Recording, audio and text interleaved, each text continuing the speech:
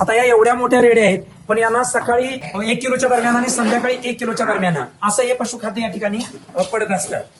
एक वेळेला आम्ही गोळीचा वापर केला जातो. तुम्ही तुमच्या पद्धतीने काम करा. फक्त मका हा कसा असतो, मका तेवढं डायरेक्ट घालू नका, कारण मक्यामुळे काय होतं, दूध सुटतं. एक वेळेला वेळेच्या अगोदरच दूध गाळायला चालू होतं, किंवा वेळेच्या अगोदर 5व्या-6व्या महिन्यातच कासेला दूध सुटतं. एक असे हार्मोन चेंजेस होतात की गाप पण नाही, पण दूध त्यातनं गाळायला चालू होतं किंवा दूध तयार होतं. असे सुद्धा हे मक्यामुळे होतं. तर गाभण काळामध्ये मक्यामध्ये जास्त तुम्ही मक्याचं खाद्य असणारं देऊ नका. आता हे सरकीमध्ये काय असतं, सरकीमध्ये फॅट आणि प्रोटीन असतं, त्याच्यामुळे या जनावराला फॅट. आता या जनावरांच्या तब्येती बघितल्या की सगळ्या अशा मांसानं भरलेल्या आहेत.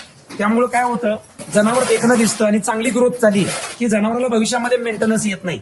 आणि त्या हरभऱ्याच्या चुलीमुळे काय होतं, ह्याच्या थोडक्यात सांगायचं झालं तर याच्यामध्ये फायबर आहे.